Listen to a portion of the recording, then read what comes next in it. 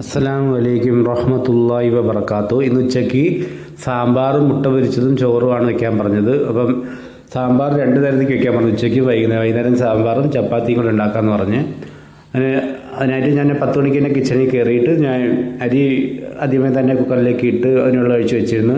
10 മണിക്ക് വെച്ചാലേ 11 മണിക്ക് എനിക്ക് ചോറുണ്ടാക്കാൻ പറ്റുള്ളൂ. അത് കഴിഞ്ഞ് പിന്നെ 10:15 പാലൊക്കെ അടുപ്പിച്ച് അവർക്ക് 10:30 അവർക്ക് ചായ ഉണ്ടാക്കി കൊടുത്ത് അതിനുശേഷം കുക്കറിലേക്ക് ആദ്യം തന്നെ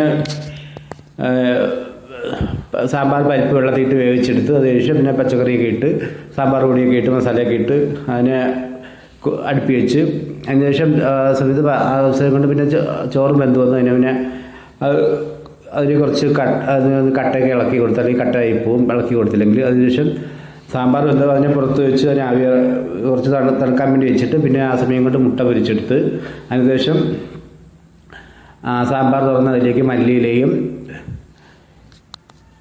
കായപ്പൊടിയും ഇട്ട് കൊടുത്ത് ഇളക്കി അതിനുശേഷം പിന്നെ അതിനെ കടുക് താളിച്ചെടുത്ത്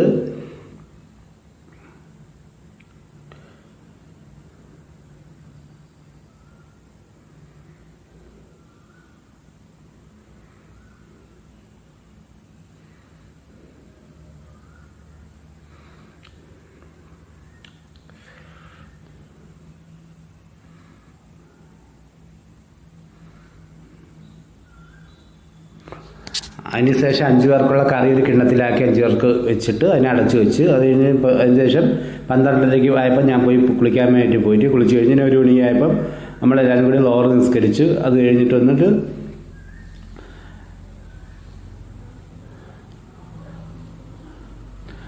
നമ്മളെല്ലാവരും കൂടി ഭക്ഷണമൊക്കെ കഴിച്ച് അത് കഴിഞ്ഞ് പിന്നെ കുറച്ച് ഭക്ഷണം കഴിച്ചതിന് ശേഷം പത്രങ്ങളൊക്കെ കുറച്ചുണ്ട് അത് കഴുകിയൊക്കെ വെച്ചിട്ട് പിന്നെ പോയി വിശ്രമിച്ച് അത് കഴിഞ്ഞ് 4 മണിയൊക്കെ ചായയൊക്കെ ഉണ്ടാക്കി കൊടുത്തവർക്ക്. അത് കഴിഞ്ഞ് വൈകുന്നേരം ചപ്പാത്തിക്കുള്ള മാവ് കുഴച്ച് വെച്ച് പിന്നെ അതിനെ ഹോൾ പിടിച്ച് വെച്ച് അതിനുശേഷം ചപ്പാത്തി പരത്തി വെച്ച് മൈരിവിന് പിന്നെ പരത്തി വെച്ച് ചപ്പാത്തി പിന്നെ മൈരി കഴിഞ്ഞ് നമ്മൾ അരി നിസ്കരിച്ചതിന് ശേഷമാണ് പിന്നെ ചപ്പാത്തി ഉണ്ടാക്കിയത്. പിന്നെ അൽഹംദുലില്ലാഹ് ചപ്പാത്തിയൊക്കെ മൈരി ശേഷം ചപ്പാത്തിയൊക്കെ ഉണ്ടാക്കി. അപ്പം ചപ്പാത്തി നല്ല ചൂട് നല്ല ഹൈ ചൂടിലാണ് ദോശക്കല്ലിൽ ഉണ്ടാക്കുന്നത്. അതുകൊണ്ട് പെട്ടെന്ന് മറിച്ചും തിരിച്ചും ഇട്ട് കൊടുത്തില്ലെങ്കിൽ ചപ്പാത്തി പെട്ടെന്ന് കരിഞ്ഞു പോകും. അതുകൊണ്ടാണ് സ്പീഡിന് തന്നെ ഓരോ ചെയ്യുന്നത്. അത് കഴിഞ്ഞ് അൽഹംദുലില്ലാഹ് പിന്നെ ചപ്പാത്തിയൊക്കെ ചുട്ടെടുത്ത് പിന്നെ എല്ലാവരും നമ്മൾ ഇശ കഴിഞ്ഞിട്ട് നമ്മൾ ഇശ നിസ്കരിച്ച് നമ്മളെല്ലാവരും കൂടെ ഭക്ഷണം കഴിച്ച് ചപ്പാത്തിയും സാമ്പാറും കഴിച്ച് അൽഹംദുലില്ലാഹ്. ഇന്നത്തെ വീഡിയോ ഇത്രയേ ഉള്ളൂ. ഇനി അടുത്ത വീഡിയോയിൽ കാണുന്നവരെ അസ്സലാമു അലൈക്കും റഹ്മത്തുള്ളാഹി.